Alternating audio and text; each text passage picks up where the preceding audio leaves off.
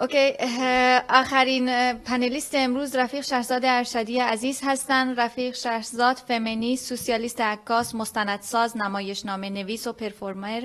رفیق شهرزاد همچنین متولد رودبار، منطقه زیبای گیلان، منطقه زیتون و باد بزرگ شدن در شهر رشت. رفیق شهرزاد جان ببخشید بفرمایید. خب خیلی عالیه. رفیق شهرزاد با عکس هاشون امروز پنل رو ارائه میدن. اگر رفقا زحمت بکشن. مرسی. چه من کدام رو باید بزنم؟ تو این؟ یس. اینجوری؟ آها. اوکی. مرسی.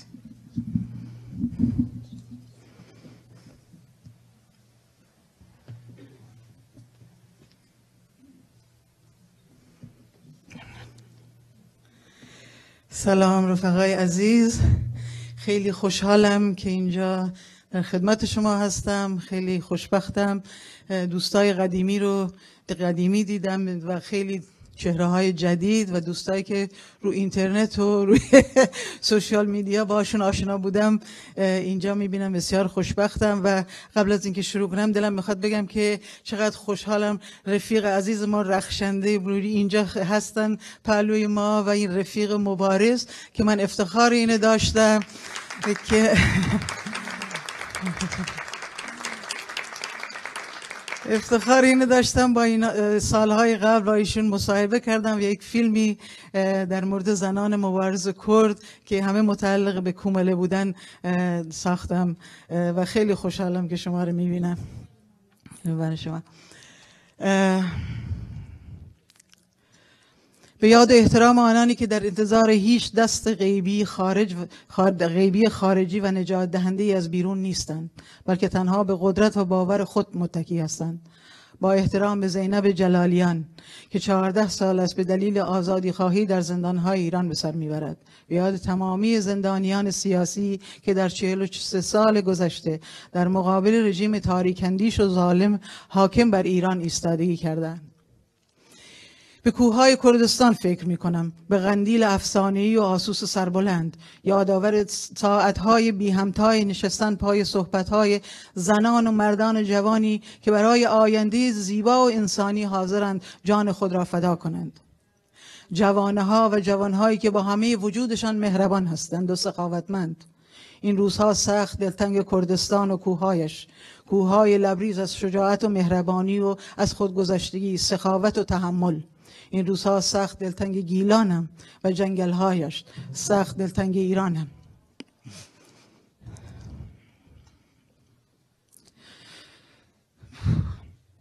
قندیل، کوههایی که خاطره هزاران هزار جوان شیرده را ببخشید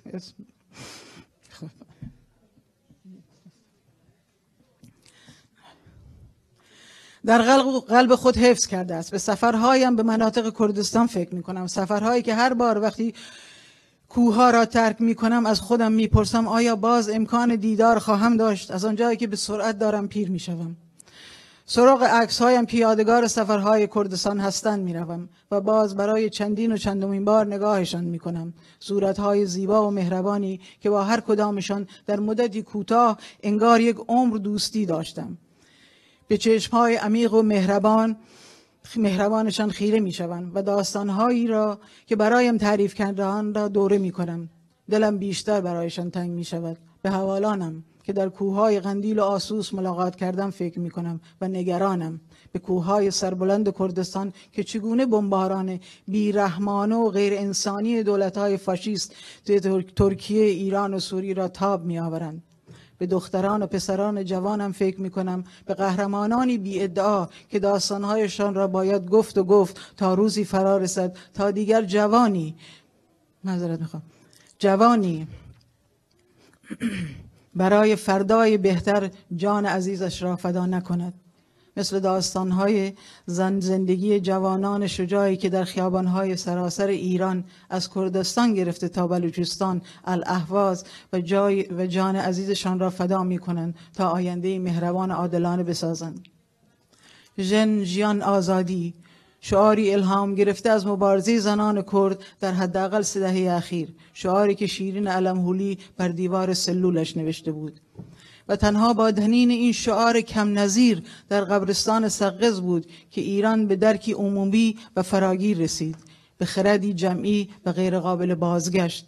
بدون آزادی و برابری برای زنان، بدون آزادی برای کردستان و بلوچستان و الاهواز و تمامی ملت‌های ساکن ایران، برابری و عدالت برای هیچ کس وجود نخواهد داشت و ممکن نخواهد بود.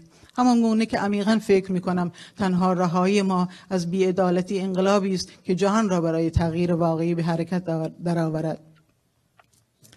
رفقای عزیزم، من به هیچ وجه تحلیلگر نیستم، در اینجا به عنوان یک قصه گو حضور دارم. فکر میکنم آشنایی با داستانهای زندگی ما را به هم نزدیکتر میکند. سالهاست داستانهای زنان مبارز کرد را جمع میکنم، عکس میگیرم و صدا و ویدیو مستند میکنم. بنابراین اینجا هستم تا داستانهای آنها را بگویم. در داستانهای زندگی زنان به دنبال حقیقت مبارزه و آزادی خواهی و عدالت هستم. با پیمان ویان و حوال همراهش اولین بار در سال 2015 در سلیمانیه آشنا شدم. جوانی خوشرو و مهربان که خودش را عضو پژاک معرفی کرد. از همان اول صمیمی شدیم. از باورها و نگاهمان به اطرافمان و دنیا بازم آرومتر تموم نمیشه. دنیا حرف زدیم. تقریبا هر روز همدیگر را میدیدیم و هر روز اعتمادشان به من بیشتر میشد، تا بالاخره در یک صبح مطبوع پاییزی زنگ زدند و خواستند قراری برای صحبت بگذاریم. با کمال میل قبول کردم و سر قرارمان رفتم. بعد از کلی گفتگو و سوال در آخر از من پرسیدند آیا دوست داری برای ملاقات حوالان به قندیل بیایی؟ از خوشحالی سر از پا نمی شناختم. به قول قدیمی ها کور از خدا چه می خواهد دو چشم بینا. بیدرنگ گفتم البته. در پوست خود نمی گنجیدم و دیگر انگار نه انگار 55 ساله در آن زمان از سنم می گذرد. حتی موهای سفید هم در آینه نمی توانست مرا مجاب کند که دیگر 19 ساله نیستم. قرار گذاشتیم و در شبی پاییزی همراه پیمان و چند حوال دیگر به سوی آنجایی حرکت کردیم که من سالها در موردش خوانده بودم و آرزوی دیدارش را در دل می پروراندم. کوههایی که از آن به بعد هر بار به کردستان سفر کردم آغوش مهربانش برایم باز بود و هر بار پیمان و جوانا یار راهها و کوههای من شدند. راهنمایانی مهربان و شوخ طبع با خنده های دلنشین و هسته قلب. پیمان در روستای نزدیک ارومیه به دنیا آمد و بزرگ شد. او همراه خالش ویان که همسن بودند در 16 سالی خانه و کاشانه را پشت سر گذاشتند و برای مبارزه به گریلاها پیوستند. خودش تعریف میکرد 14 ساله بودم که ویان با حوالها تماس گرفت و اعلام کرد برای مبارزه حاضرند. البته پیکیکی قبول نکرد و گفت هنوز خیلی جوان هستید و بهتر فعلا به درس و مدرسه بپردازید. به قول خودش گفت 2 سالی دیگر من و خالم زندگی دور از کوه و حوالها را تحمل کردیم، ولی وقتی هر دو به 16 سالگی رسیدیم دیگر تحمل زندگی در ایران برای من سخت بود. به حزب اعلام کردیم قبول کنید یا نه ما به کوه خواهیم آمد و رفتند.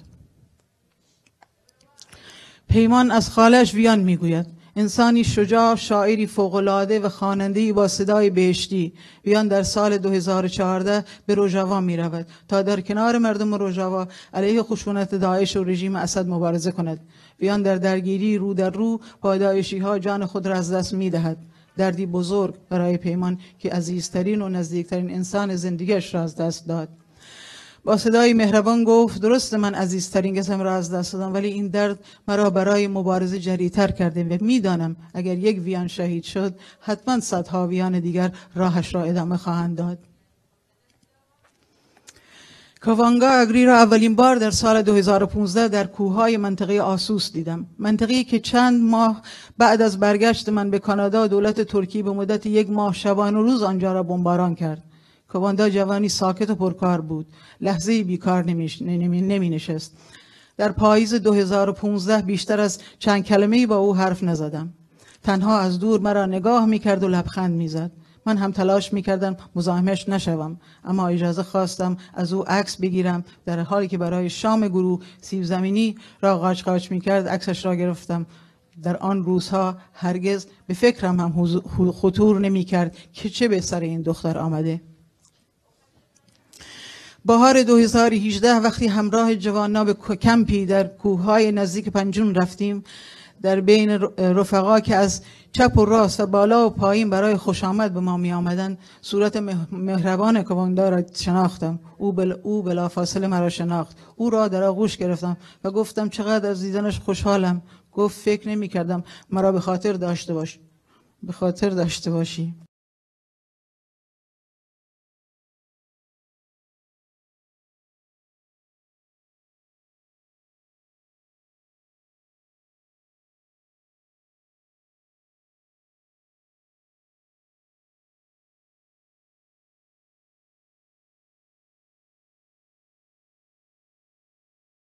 در 15 سالگی با فشار خانواده زن پسر عمویم شدم که 19 ساله بود.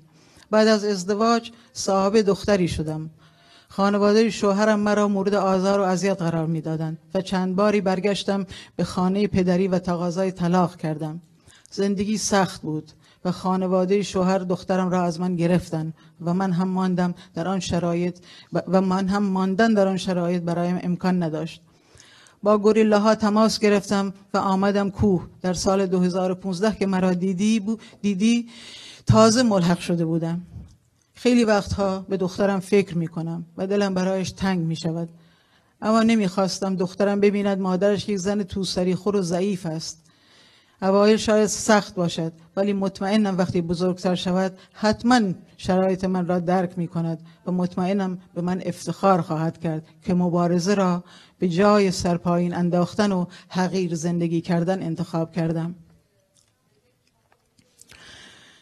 سما 28 ساله که از دوران نوجوانی عضو PKK بوده کم حرف میزد، اما با همه وجود به دیگران توجه میکرد و مهمان نوازی.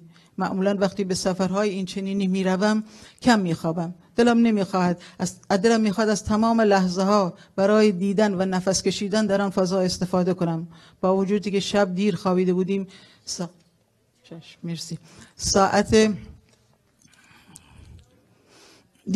بودیم ساعت 5 صبح بیدار شدم و از غار بیرون زدم. غاری که زنان گوریلا با دستهای خودشان در دل کوه کنده بودند. فکر میکردم هنوز کسی بیدار نیست. به خلاف فکرم من سما را مشغول چای درست کردن دیدم. روش باش سماگیان، با لبخند جوابم را داد. وقتی نگاهش میکردم باورم نمیشد که این زن با جثه‌ای چنین کوچک و ظریف با داعش رو در رو جنگیده و به تنهایی توانسته از محاصرهشان بیرون بیاید. باور کردنی نیست. این زنان آرام، مهربان و بی ادعا چه داستانهایی در دل دارند. تیندا اهل باکور است. زنی 38 ساله، زیبا و قد بلند، با لبهای همیشه خندان. پای صحبتش نشستم. 15 ساله بودم که مرا به پسر عمویم دادند. در مدت 4 سال صاحب 2 فرزند شدم. 3 روز مانده به تولد دخترم شوهرم فوت کرد. بعد از مرگ شوهرم خانواده اصرار داشتند تا من زن برادر شوهرم بشوم. من قبول نکردم و خانواده شوهرم مرا به خانه پدر فرستاد و بچه‌هایم را از من گرفتند. تلاش زیادی کردم تا شاید اجازه بدهند من فرزندانم را ببینم، اما اجازه نمیدادند. به من بسیار سخت میگذشت. محل زندگیم را عوض کردم و به شهر رفتم و در آنجا به فعالیت‌های مدنی و حقوق بشری پرداختم. با PKK هم آشنا بودم. رژیم فاشیست ترکیه حتی فعالیت‌های مدنی و علنی کردها را هم تحمل نمی‌کند و من 6 سال زندانی شدم. چند ماه بعد از آزادی باز می‌خواستند دستگیرم کنند که دیگر به زندگی مخفی روی آوردم و الان هم که در کوه هستم.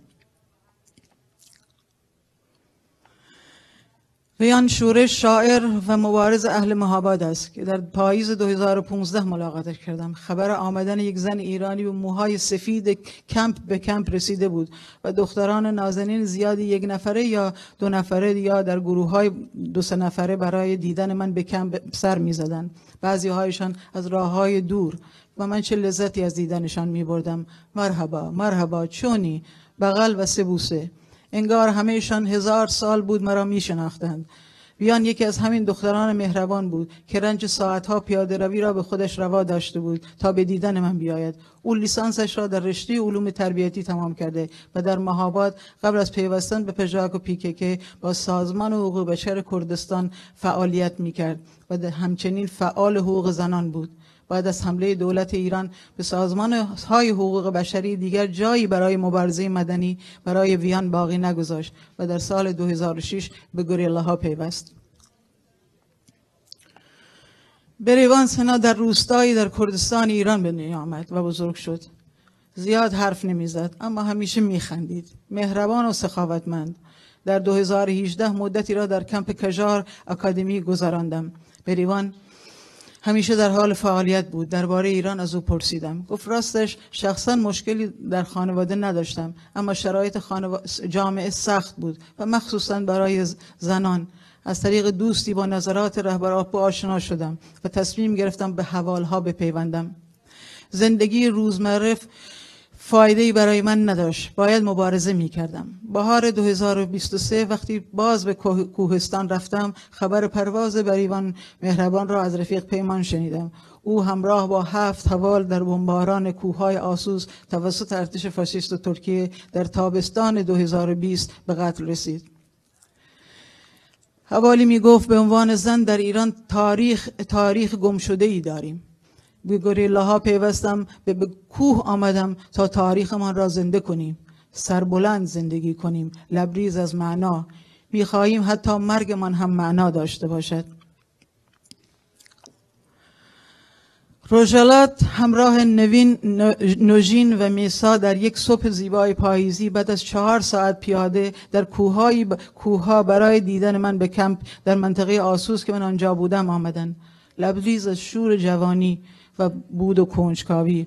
به جای اینکه من از او سوال کنم او مرتب از من میپرسید که چه کار میکنم. از خانواده‌ام پرسید اگر بچه دارم یا نه، چرا آنجا هستم. کلی جواب سوالهایش را دادم و خندیدم و گفتم قرار بود من با تو مصاحبه کنم نه تو. خیلی از خودش به من نگفت اما کلی در مورد مسائل جهان و فمینیسم با هم حرف زدیم. با هم حرف زدیم. کتاب‌هایی را که یکی یکی بعد از دیگری میگفت از من میپرسید که خواندم یا نه. با شرمندگی بعضی‌هایش را نخوانده بودم. گفتم لیست بده، وقتی برگشتم شهر خودم قول میدم پیدا کنم و بخوانم. شیفته کنجکاوی هوشیاریش شدم. روژالا دختری زیبا با موهای بلند در یک صبح زود پاییزی در کوههای آسوس دیده بودم در بهار 2022 در منطقه زاپ در بمباران فاشیستای ترکیه کشته شد. امیدوارم بتونم تمام کنم. باز طبق معمول با روشن شدن هوا از خواب بیدار شدم و زدم بیرون. فکر میکردم شاید هنوز همه خوابند. چند قدمی جلو نرفته بودم که 2 حوال جوان را مشغول کار دیدم. خیلی قبل از من بیدار شده بودند تا برای 1 هفته کمپ نان درست کنند. هر 2 جوان اهل باکور بودند و کرمانجی حرف میزدند. متاسفانه خیلی نتوانستم باهاشان حرف بزنم جز سلام و احوال پرسی، اما کنارشان نشستم و نظاره‌گر زحماتشان بودم. آنها هم هر از چندگاهی نگاهی به من میکردند و بعد به هم نگاه میکردند و میخندیدند. برای دلیل خندهشان کنجکاوی نکردم و من هم با آنها میخندیدم. بدون اغراق میتوانم بگویم لذیذترین غذاهایی را که تاکنون خوردم غذاهایی بود که به دست گوریلاها در بالای کوه پخته شده بود. مزهشان را هرگز از یاد نمیبرم. جز جدایی ناپذیر اما چای جز جدایی ناپذیر گرد همایی هایمان بود. شبها وقتی قرار بود کسی بیرون از چادرها و غار نباشد تا مبادا نور و اشعه‌ای توجه جنگنده های ترک را جلب کند، زمان گرد همایی گفتگو درباره اخبار روز و تعریف کردن خاطره و البته نوشیدن چای. از وقتی به غرب آمدم یادم نمیآید انقدر چای و قند نوشیده باشم، اما با حوالان چای نوشیدن هم حال و هوای دیگر دارد. یادش بخیر. و خداحافظی. سخت‌ترین و غمگین‌ترین دقایق سفرم. یکی یکیشون رو بغل میکنم و میبوسم. میگویم مواظب خودتان باشید. کم کم دارم خیلی پیر میشوم و نمیدانم دوباره کی میتوانم شماها را ببینم. آرزو کردم ای کاش به زودی از دست فاشیست‌های منطقه خلاص شویم و من برگردم گیلان و همه ایتان را دعوت کنم بیایید پهلوی من تا در کنار دریای خزر با هم قدم بزنیم، آبتنی کنیم، ماهی کباب کنیم، چای بنوشیم و یا شراب. مقاومت زندگی است. متشکرم.